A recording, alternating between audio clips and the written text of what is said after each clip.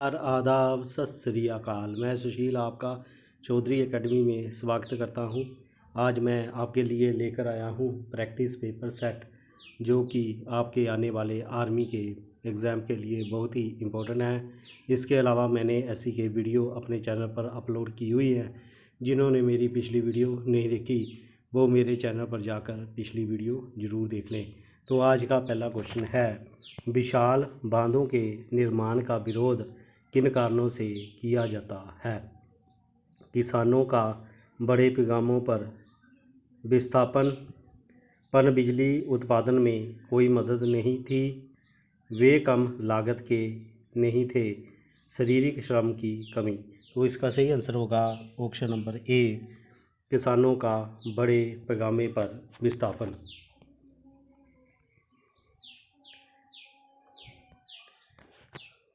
धूप खेल एक मौसमी खेल है जो में खेला जाता है।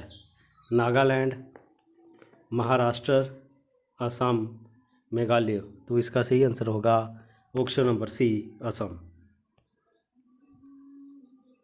भारतीय संविधान लिखने वाली संविधान सभा में कितने सदस्य थे?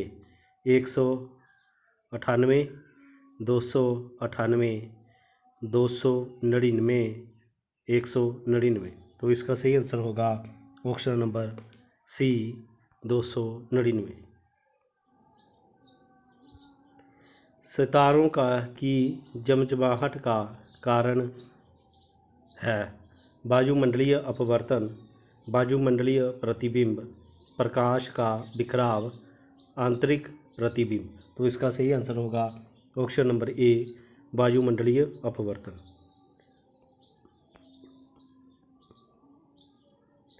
राष्ट्रीय युवा दिवस किसके जन्मदिन पर मनाया जाता है? स्वामी विवेकानंद, स्वामी अविवेकानंद, स्वामी राजेश्वरानंद, महाराज स्वामी अशोकानंद। तो इसका सही आंसर होगा ऑप्शन नंबर ए, स्वामी विवेकानंद। कौन सा भारतीय संस्कृत स्थल विश्व विरासत की सूची में शामिल नहीं है? कुतुब मीनार, जामा मस्जिद, लाल किला परिषद, हुमायूं का मकबरा। तो इसका सही आंसर होगा option number B, Jama Masjid.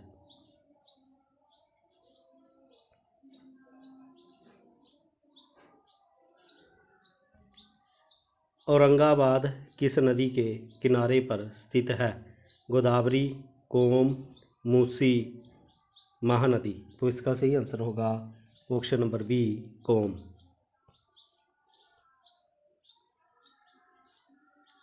निम्न में से कौन सी पूर्व प्रधानमंत्री आई के गुजराल की आत्मकथा है? The autobiography of a non Indian, dreams of my father, feelings the gap, masters of discretion. तो इसका सही आंसर होगा option number D, master of discretion.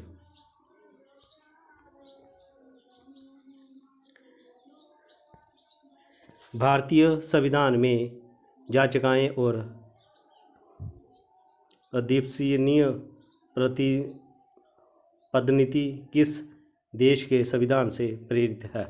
संयुक्त राज्य America, Australia, Ireland, United kingdom.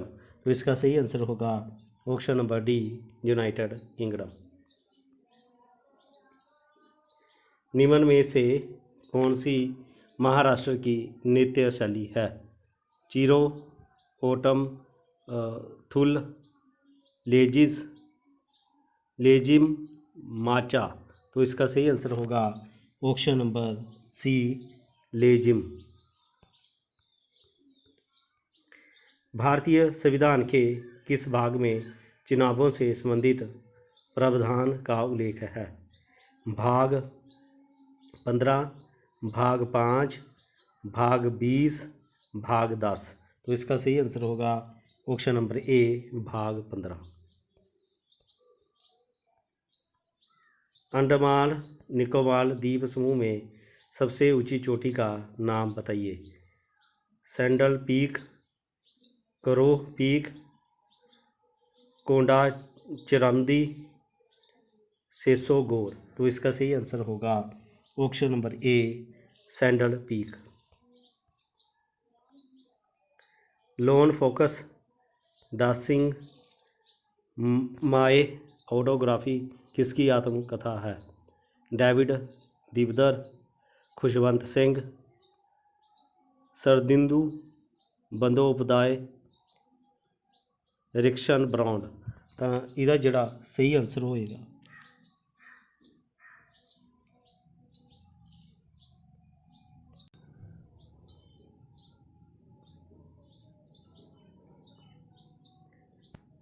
Loan fox dressing my autobiography किसकी आत्मकथा है। David दिवदर,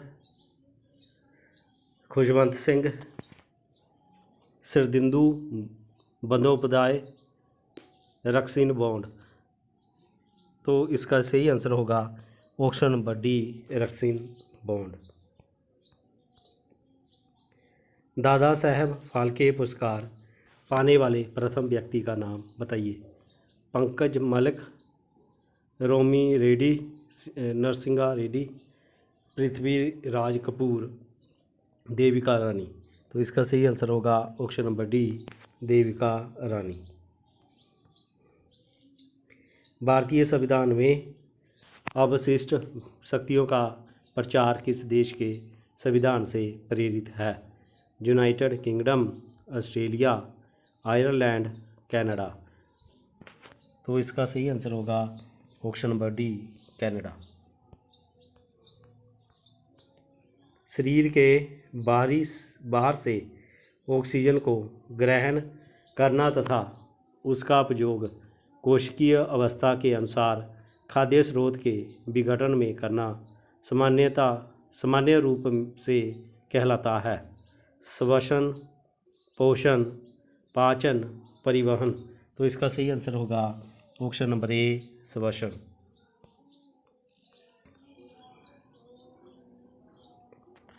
रंध्रों के संरक्षण कोशिकाओं का कार्य क्या है। केवल रंध्रों का खोलना, केवल रंध्रों को बंद करना, रंध्रों को खोलना तथा बंद करना दोनों, रंध्रों को ना तो खोलना और ना ही बंद करना। तो इसका सही आंसर होगा ऑप्शन नंबर सी, रंध्रों को खोलना तथा बंद करना दोनों। किसी वस्तु द्वारा तय की गई दूरी तथा इस दूरी को तय करने में लगने वाले कुल समय के अनुपात को इसकी कहते हैं। तत्कालिक वेग, रेखीय वेग, औसत चाल, त्वरण। तो इसका सही आंसर होगा ऑप्शन नंबर सी, औसत चाल। निम्नलिखित में से किसकी इलेक्ट्रॉन बंधुता सबसे कम है। Fluorine, chlorine, bromine, argon. तो इसका सही आंसर होगा ऑप्शन नंबर डी, आर्गन। जब प्रकाश संश्लेषण के लिए कार्बन डाइऑक्साइड की आवश्यकता नहीं होती है तब पौधा रदर को बंद क्यों कर देता है। कार्बन डाइऑक्साइड को संग्रहित ही करने के लिए, पानी के नुकसान को रोकने के लिए, संग्रहित ऑक्सीजन को त्यागने के लिए, कोई विकल्प सही नहीं है। तो इसका सही आंसर होगा ऑप्शन नंबर बी, पानी के नुकसान को रोकने के लिए।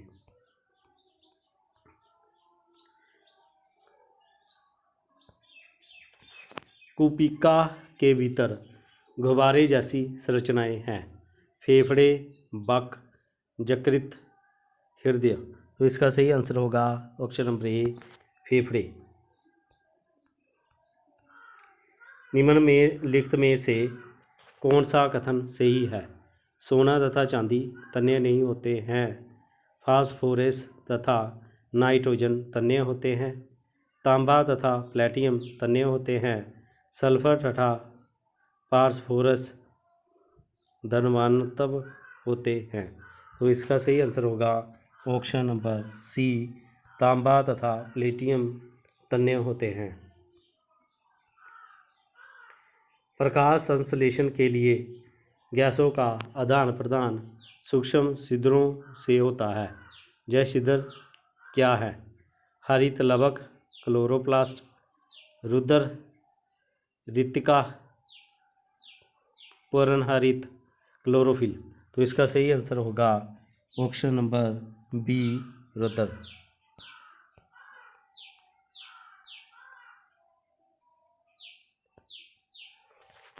लसिका से पचा हुआ तथा अवशोषित वसा का वहन करती है। फेफड़ों, क्षुद्रांत, अंगाशय, बक। तो इसका सही आंसर होगा ऑप्शन नंबर बी, क्षुद्रांत। वे सभी गुण तथा लक्षण जो जंतुओं को उनके परिवेश से अनुकूल में सहायक होते हैं की प्रक्रिया का परिमाण है। परिपक्वन, अर्धकास, अनुक्रम, नवीकरण। तो इसका सही आंसर होगा ऑप्शन नंबर बी, अर्धविकास। निम्नलिखित में से प्राकृतिक रेशा कौन सा है? रेशम, रेयॉन, लाइनोन, पॉलिस्टर। तो इसका सही आंसर होगा ऑप्शन नंबर ए, रेशम। निम्नलिखित में से कौन सा से कथन सही है? अधातुओं के ऑक्साइड क्षारीय होते हैं, अधातुओं के ऑक्साइड अम्लीय होते हैं, धातुओं के ऑक्साइड अम्लीय होते हैं। सभी विकल्प सही हैं। तो इसका सही आंसर होगा ऑप्शन नंबर बी, अधातुओं के ऑक्साइड अम्लीय होते हैं। जीव जैव उत्प्रेरक का प्रयोग जटिल पदार्थों में खंडित करने के लिए करते हैं। इन जैव उत्प्रेरकों कहा जाता है एंजाइम, हार्मोन, विटामिन। कोई विकल्प सही नहीं है। तो इसका सही आंसर होगा ऑप्शन नंबर ए, एंजाइम। पोषण प्रक्रम का पहला चरण ग्लूकोज का 1,3 कार्बन वाले अणु में खंडन है। प्यारूवेट, प्रोपेनॉल, प्रोपेन, मेथेनॉल। तो इसका सही आंसर होगा ऑप्शन नंबर ए, पाइरूवेट।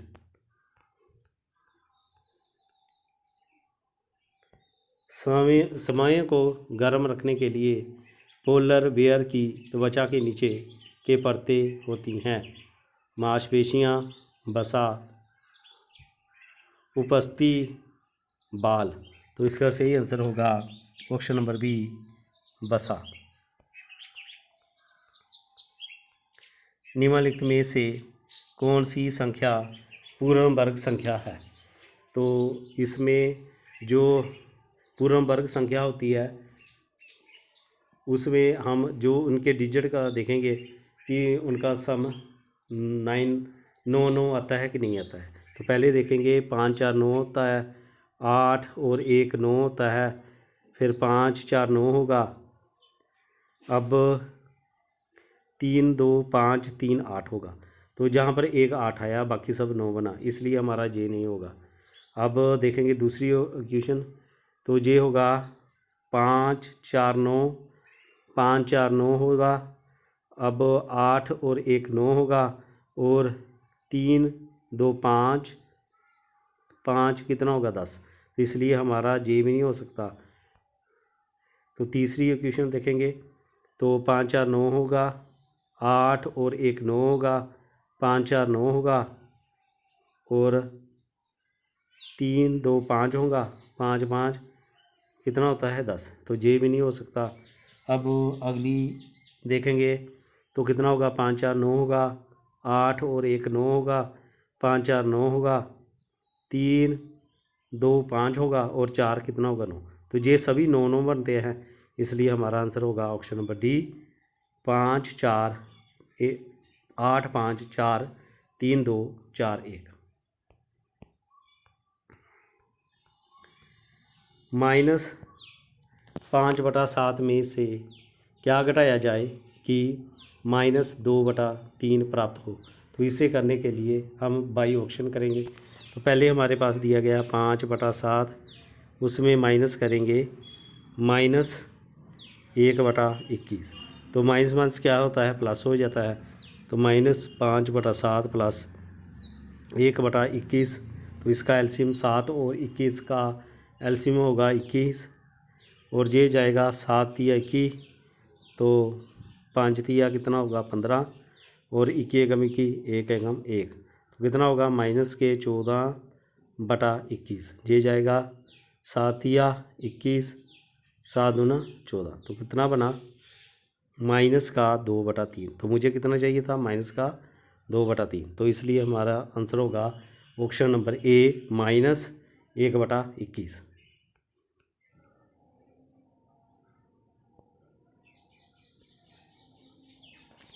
यदि 7 के 3 लगातार गुणजों का योग 777 है तो सबसे छोटी गुणज होगा। तो 777 है, इसे 3 से डिवाइड करेंगे क्योंकि 3 संख्या दी गई है। तो पहले हम इसकी निकालेंगे औसत।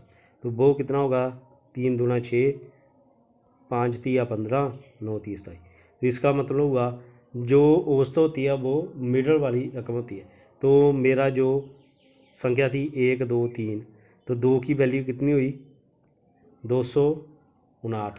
तो 1 की कितनी होगी, उसमें कितना है 7 का अंतर है ना, तो 1 की कितनी होगी 252। तो सबसे छोटी कितनी होगी 252। तो मेरा आंसर होगा ऑप्शन नंबर ए 252।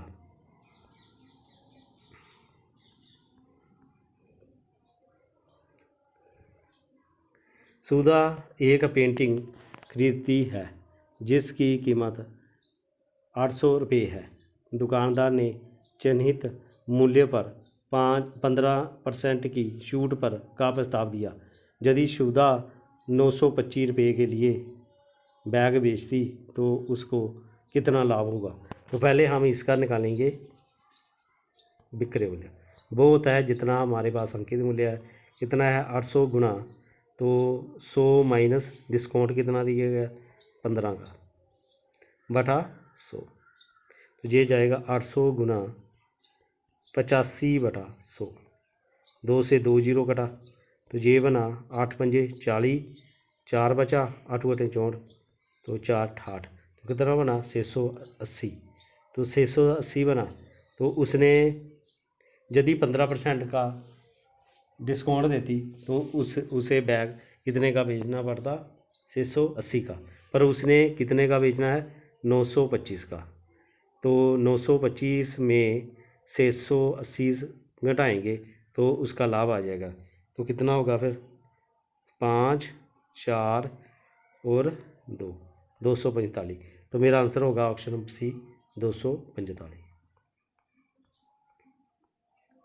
कोई धन 10 वर्षों में समय का 2 गुना हो जाता है तो ब्याज की वार्षिक दर ज्ञात करें। तो मान लो वो हमारे पास था 100 रुपये, तो दुगना हो जाता है, इसका मतलब उसका जो अमाउंट हुआ यानी कि मिश्र धन वो कितना होगा 200। अब उसका जो साधारण ब्याज होगा वो कितना होगा, वो होता है मिश्र धन माइनस मूलधन। तो मिश्र धन कितना है 200 माइनस 100, तो कितना होगा 100। अब उसने कितने वर्षों में हो जाता है 10, तो 100 को 10 से डिवाइड करेंगे तो 0 से 0 कटा, कितना होगा 10%। तो मेरा आंसर होगा ऑप्शन नंबर बी 10%। एक गांव की जनसंख्या 20% वार्षिक दर से घटती है। यदि 2 वर्ष पूर्व गांव की जनसंख्या 10,000 थी तो अब क्या होगी। तो इसे कैसे करेंगे कि 10,000 है हमारे पास, तो कितनी घटती है? 20% घटती है। यदि 100 थी तो 20% घटी, कितनी हुई? 80% का 2 साल के लिए। तो ये घटा 20 चौका 100, 20 50 80, तो ये बना 10,000 गुणा 4/5 गुणा 4/5। 5 से घटा, 5 दूना 10, फिर 5 से घटा, 5 चौके 20, तो ये बना 4 चौके 16, 16 चौके 64, कितना बना? 6400। तो मेरा आंसर होगा ऑप्शन नंबर बी 6400।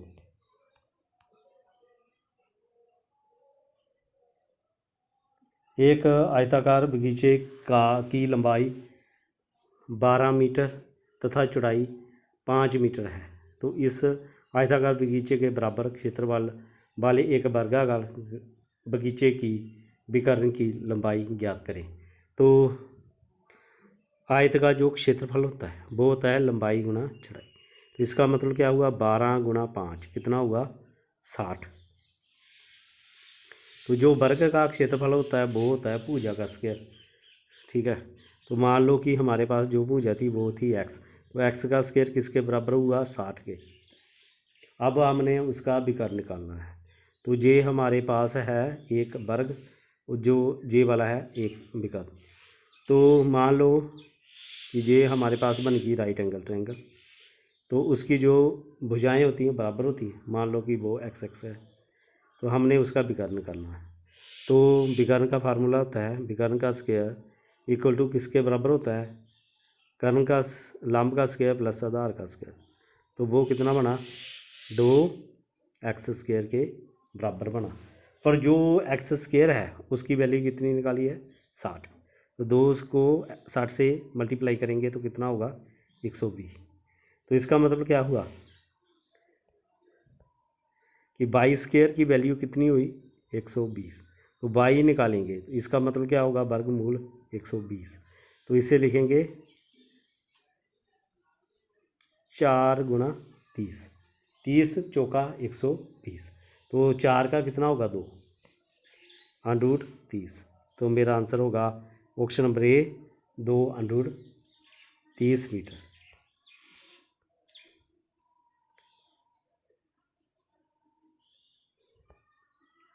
किसी तार को जब एक वर्ग में के रूप में मोड़ा जाता है तो उसके द्वारा घेरा क्षेत्रफल 484 वर्ग सेंटीमीटर है। तार द्वारा घेरा क्षेत्रफल क्या होगा यदि इस तार को एक वृत्त के रूप में मोड़ा जाए? तो पहले होगा हमारे पास जो वर्ग का क्षेत्रफल होता है वो होता है भुजा का स्क्वायर, वो किसके बराबर है? 484 का। तो ए की वैल्यू कितनी होगी? 484 का वर्गमूल, वो कितना होता है? 22। अब वर्ग का जो परिमाप होता है वो होता है 4 गुणा भुजा, तो कितना होगा? 4 गुणा 22 कितना होगा? 88। तो जो वर्ग का परिमाप है वो वृत्त के परिमाप के बराबर होगा। तो वृत्त का परिमाप होता है 2πr, वो किसके बराबर है? 88 के। अब इसमें वैल्यू पुट करेंगे तो कितना होगा? 2 गुणा 22/7 इंटू आर बराबर है 88। तो आर की वैल्यू होगी फिर 88 गुणा 7/2 गुणा 22। तो ये घटा 4 से और ये घटा 2 से, तो कितना बना? 7 दूना 14। तो हमारे पास जो उसकी आर की जो वैल्यू आगी कितनी होगी? 14। अब हम उसका क्या निकालेंगे? क्षेत्रफल। तो वृत्त का जो क्षेत्रफल होता है वो कितना होता है? वृत्त का जो क्षेत्रफल होता है वो होता है πr स्क्वायर। तो पाई की वैल्यू कितनी है? 22/7। आर की वैल्यू कितनी है? 14 गुणा 14। तो ये कटा, अब 44 गुणा 4 करेंगे, 12 चौक 56, 5 50 56 61। तो मेरा आंसर होगा ऑप्शन नंबर सी 616।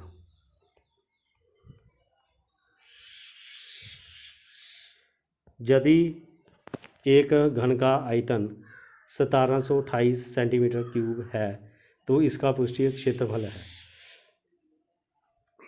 घन का जो आयतन होता है वो होता है ए का क्यूब।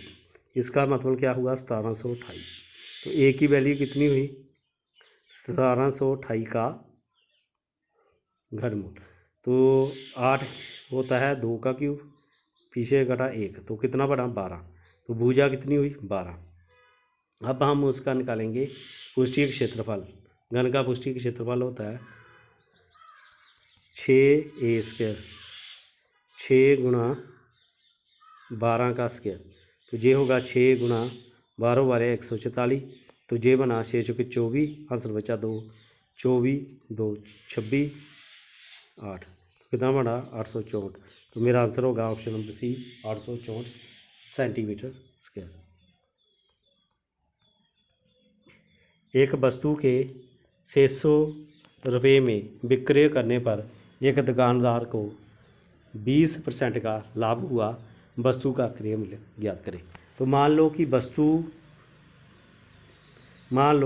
वस्तु का जो क्रय मूल्य था वो कितना था 100 रुपये था, और उसने उसे 20% अधिक बेचा, तो उसका विक्रय मूल्य कितना होगा 120। तो 120 की वैल्यू कितनी दी गई है 600, हमने निकालनी कितनी की है 100 की। तो जो हमें दिया होता है उससे हम डिवाइड करते हैं, और जो हमें निकालना होता है उससे हम गुणा करते हैं। तो इसका मतलब क्या हुआ 600 को डिवाइड करेंगे 120 से, और गुणा निकालना कितना है 100% का, तो गुणा करेंगे 100 से। तो ये कटा 0, 12 पंजे 60, तो कितना बना 500। तो मेरा आंसर होगा ऑप्शन नंबर बी 500। यदि एक कूट भाषा में MIND को IMNDN के रूप में लिखा जाता है, तो गेम को उसी कूट भाषा में किस रूप में लिखा जाएगा। तो माइंड को लिखेंगे MIND, तो इसे लिखा है IMDN। अब जो हमारे जो लेटर हैं वो क्या हो रहे हैं चेंज हो रहे हैं, M इधर आया और I इधर आया, इसी प्रकार N इधर आया और D इधर आया, तो इंटरचेंज हुआ। इसी प्रकार जो हम गेम करेंगे, गेम को लिखेंगे GAME, तो इसका क्या होगा A पहले आएगा और G बाद में आएगा, इसी प्रकार M बाद में आएगा और A पहले आएगा। तो मेरा आंसर होगा AGEM, तो ऑप्शन नंबर सी।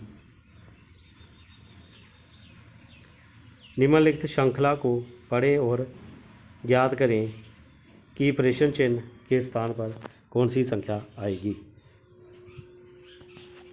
तो पहले कितने का फ़र्क है 6 का, फिर कितने का डिफरेंस है 12 का, नहीं फिर कितने का है 9 का, अब कितने का है फिर 12 का, फिर कितने का है 15 का, फिर कितने का है 18 का, फिर कितने का होगा 21 का। 21 का होगा कितना 21, 23 में से 21 निकालेंगे कितना होगा 2। तो मेरा आंसर होगा ऑप्शन नंबर ए 2।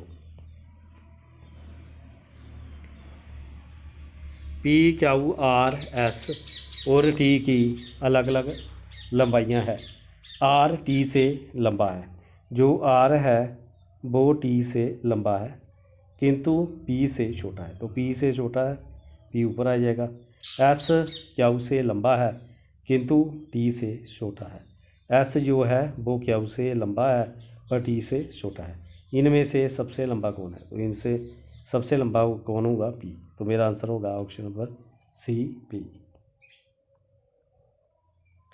उस विकल्प का चयन करें जो तीसरे शब्द से उसी प्रकार संबंधित है जिस प्रकार दूसरा शब्द पहले शब्द से संबंधित है। तो 23 को 3 से गुणा किया कितना हुआ 69, और 27 को 3 से मल्टीपल किया तो कितना होगा 81, तो 27 या कितना होता है 81। तो मेरा आंसर होगा option number B 81। A B के ससुर हैं जो सी की माँ है, डी ई की माँ है जो एफ और सी का पिता है, ए ई से कैसे संबंधित है। तो उसने कहा कि ए बी के ससुर हैं, तो एक ए है वो ससुर है, ए बी के ससुर है, तो जहाँ पर एक उसका बेटा होगा और जहाँ होगी बी उसकी वाइफ। जो सी की माँ है। तो बी क्या है? सी की माँ है। डी ई की माँ है जो एफ और सी का पिता है। इसका मतलब क्या हुआ? उसने बोला कि डी ई की माँ है जो एफ और सी का पिता है। तो इसका मतलब क्या हुआ? जहाँ पर ई होगा और इसकी जो माँ होगी, ए की वाइफ होगी, वो कौन सी है? डी। और जो सी और एफ का पिता है, तो जहाँ पर होगा सी और एफ। और ए ई से कैसे संबंधित है? तो जो ए है वो ई से कैसे संबंधित होगा? तो वो उसका क्या होगा? पिता। तो मेरा आंसर होगा ऑप्शन नंबर डी, पिता। तो ये थे आज आर्मी प्रैक्टिस पेपर के कुछ महत्वपूर्ण पेपर क्वेश्चन जो कि आपके आने वाले आर्मी के एग्ज़ाम के लिए बहुत ही इम्पोर्टेंट थे। मैं आशा करता हूँ आपको ज़रूर पसंद आए होंगे। कैसी रही वीडियो मुझे ज़रूर कमेंट करें, मेरे वीडियो को लाइक करें, शेयर करें और मेरे चैनल को सब्सक्राइब करें ताकि जो अगली वीडियो का नोटिफिकेशन आप तक पहुँच सके। इसके अलावा मैंने ऐसी कई वीडियो अपने चैनल पर अपलोड की हुई हैं। जिन्होंने मेरी पिछली वीडियो नहीं देखी वो मेरे चैनल पर जाकर पिछली वीडियो ज़रूर देख लें। अब मुझे दीजिए इजाज़त, फिर मिलेंगे अगली वीडियो में। तब के लिए जय हिंद, जय भारत।